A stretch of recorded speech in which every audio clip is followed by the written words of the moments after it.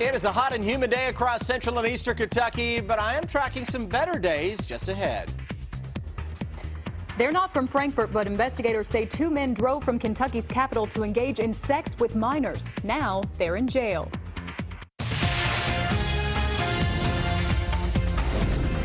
This is WKYT News at 4. And welcome to WKYT News at 4. Andrea Walker and Sam Dick reporting. Amber Philpott is off this week.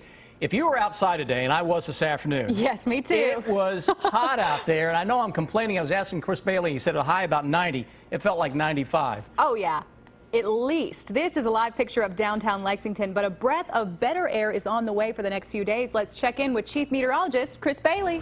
Guys, we often kid around here. It's not the heat, it's the humidity. We'll blame it on the humidity today, although temperatures hitting the low 90s as expected. But once you factor in the humidity, it certainly feels a lot hotter out there. The one saving grace today, notice the trees here out in front of WKYT that are swaying with a gusty wind that is out there. So that's been our only saving grace. 93 degrees.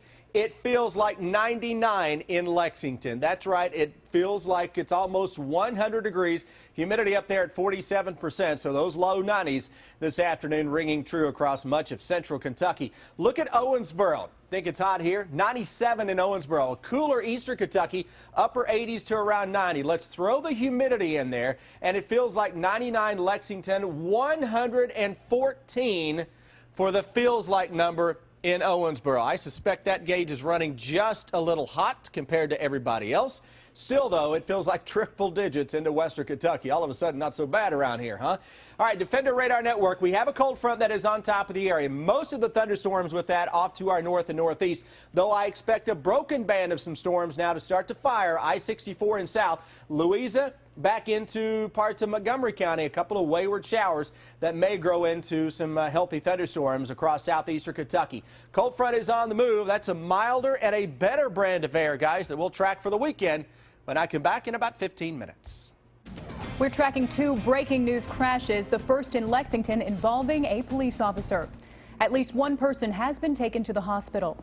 And that happened this afternoon at the intersection of Main Street and Upper Streets in downtown Lexington. Our Monique Blair is live at the scene now with the breaking details. Monique.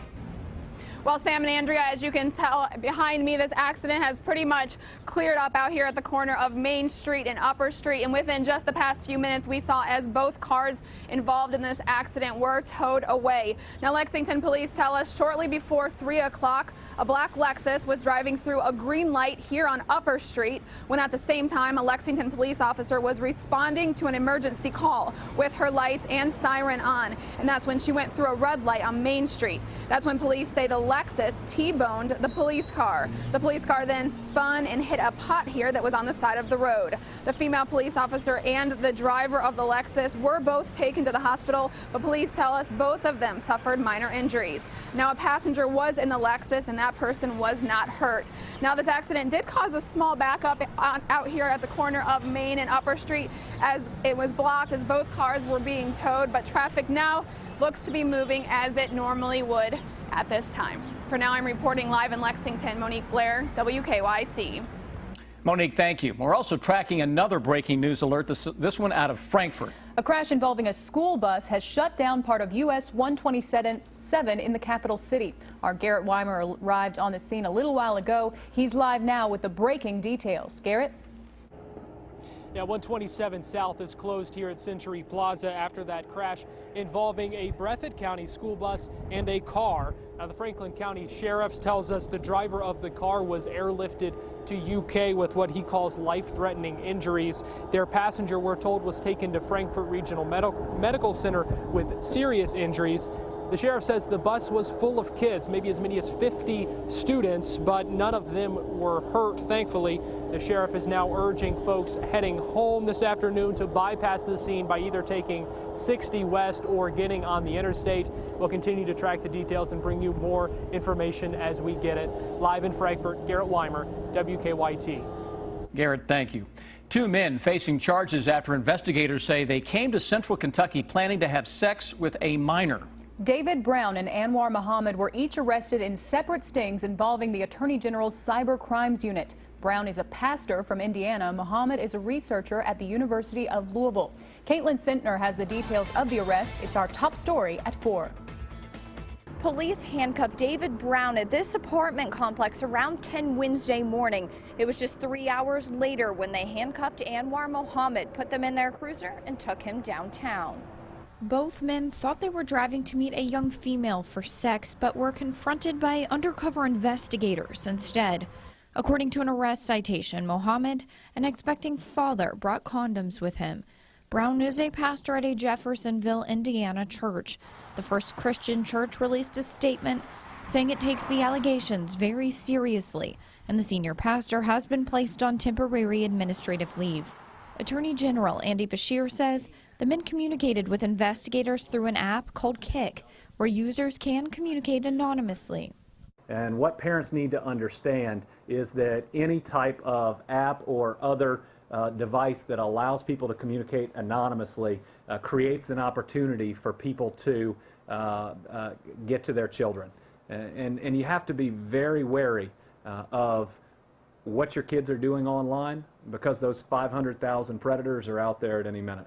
The cybercrime unit has made 26 arrests of this type so far this year. That's more than an average in years past. In Frankfort, Caitlin Sintner, WKYT. Mohammed has been placed on administrative leave from U of L. He and Brown will be back in court on June 21st. A 10-hour standoff is over, and the man responsible, according to police, is now in jail.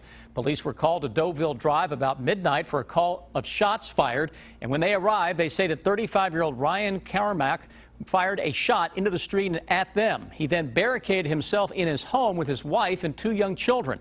Eventually, the wife and one of the children made it out. Police later brought the second child out as well. Hours later, the man finally surrendered. Police are crediting officers' training and patience for a safe ending. The officers were fired upon and chose not to return fire, and sometimes even taking that extra time to really evaluate the situation can help us make a more informed decision about what course of action we need to take. Camark is charged with 4 counts of wanton endangerment. We'll have more on the situation ahead on WKYT News coming up at 4:30. Newly released video shows more of the arrest of UK basketball player Derek Willis. He was charged with public intoxication in Boone County over the weekend. As you can see in this dash cam video, Willis was passed out while lying in the street next to an open driver's side door of a car. Willis admitted to having a lot to drink, and when asked where he was, he could only say Northern Kentucky. We're working on a number of other stories for you on WKYT starting at 4:30. A fugitive from Georgia was arrested in Laurel County after escaping from prison 37 years ago. The Laurel County Sheriff's Office says Billy Birchfield was using the name of his dead cousin. He was serving a 16-year sentence for manslaughter when he escaped back in 1979. Police say fingerprints confirmed his identity. We'll have the latest details on that investigation on WKYT News at 5 o'clock. And we've learned a Kentucky State University football player has died after being shot in California. A statement on KSU's website says Josh Williams died Tuesday in his hometown of Inglewood, California. KABC in California says that no arrests have been made. Williams was 24 years old. We'll have more on what happened to him on WKYT News at 5. Now to some stories making headlines across the nation at 4. President Obama and Vice President Biden in Orlando this afternoon, meeting with family members of the 49 people shot and killed inside a gay nightclub on Sunday. In the meantime, investigators have been focusing on the killer's wife and what she might have known about his plans. Law enforcement sources say Noir Salmon purchased ammunition with her husband, and they believe she drove with him as he scouted the Pulse nightclub. At the end of all of our interviews, however long that takes, if someone is able to be charged in this investigation, we will bring them to justice.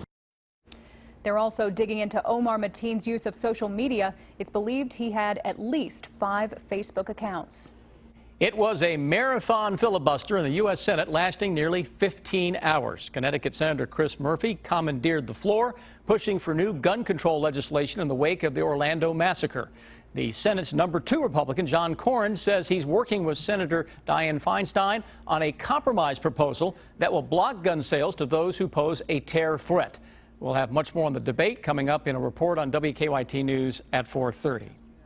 An autopsy is scheduled today on the young boy who was killed by an alligator at Disney World. CBS News correspondent Marley Hall reports from Lake Buena Vista, Florida, where the tragedy is on the minds of many park visitors. It was very tragic and very sad. Earl Rust kept a close eye on his grandchildren while they visited Disney World. We were in swimming pools, so we felt very safe. Alligators are very quick and very sneaky, so that's you just have to be super careful. Late Tuesday, an alligator dragged 2-year-old Lane Graves from shallow water as he waded in Seven Seas Lagoon at the Grand Floridian Resort. His father tried to save him but couldn't. Divers found the child's body about 16 hours later. There are currently no swimming signs at the Grand Floridian, but nothing warning of gators. A Disney spokesperson says a review is currently underway to determine if signs posted near the lagoon need to be changed.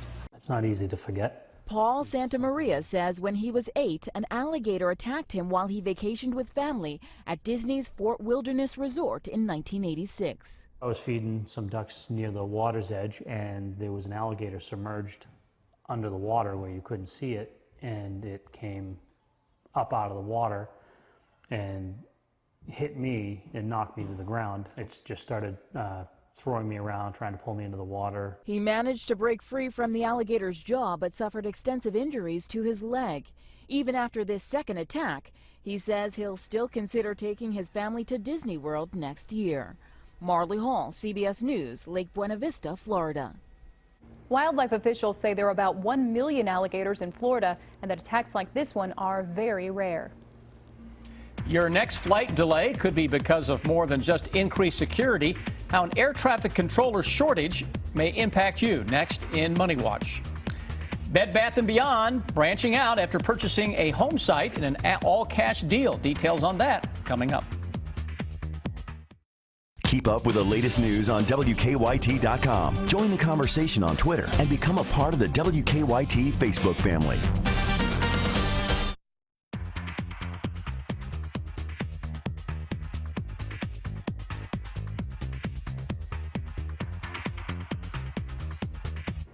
A shortage of air traffic controllers could mean even more delays at the airport. That begins today's Money Watch. The number of air traffic controllers is at a 27-year low and declined even more in the first 3 months of the year.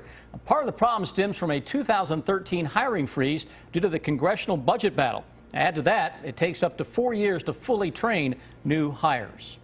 Thanks to digital disruption, the physical presence of Bank of America is shrinking and fast. Bank of America says it has 23% fewer branches and 37% fewer workers than it did in 2009.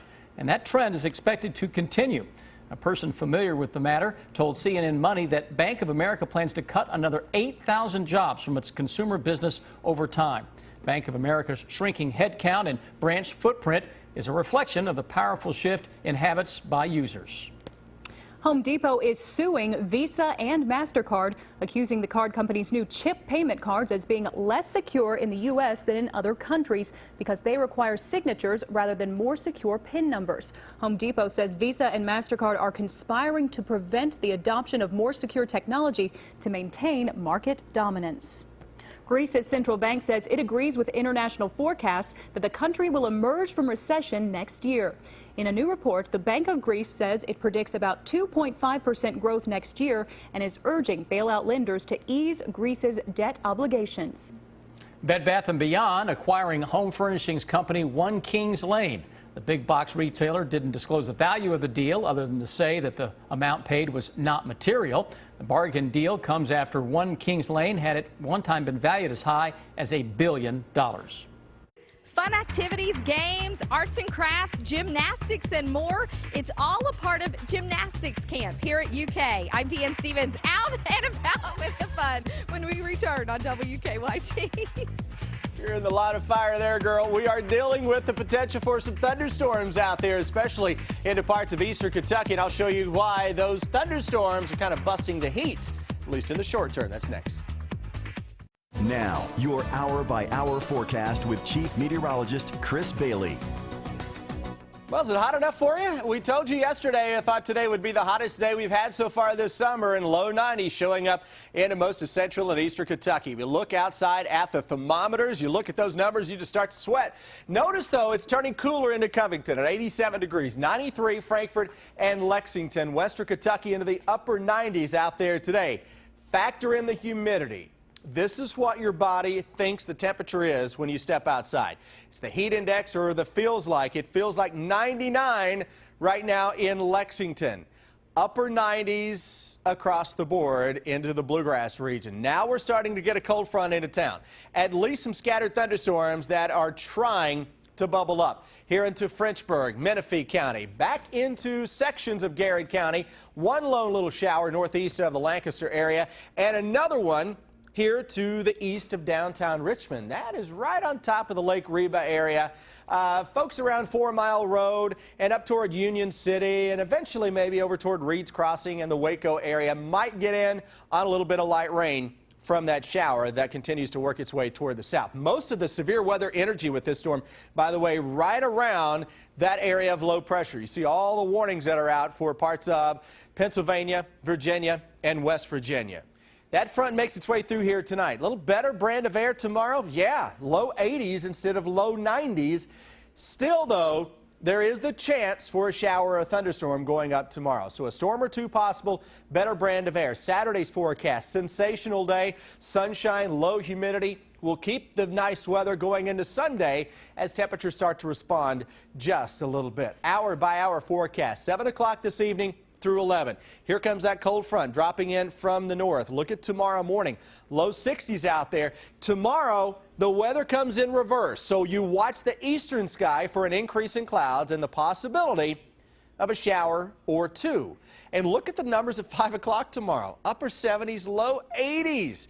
Tomorrow evening, skies begin to clean up a little bit. That could allow temperatures on Saturday morning to drop into the upper 50s.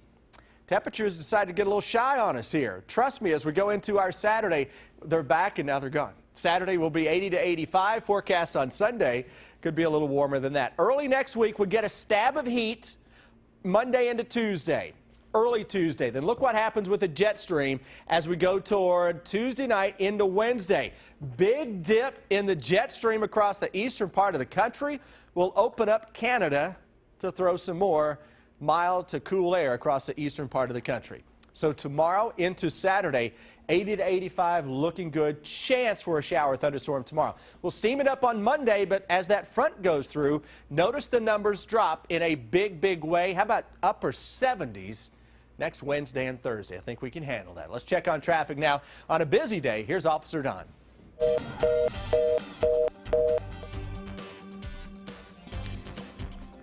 All right, we can look at the traffic here. Don not with us right now, so we'll take over. On a busy afternoon, several accidents we are working as they are cleaning up the one into downtown Lexington.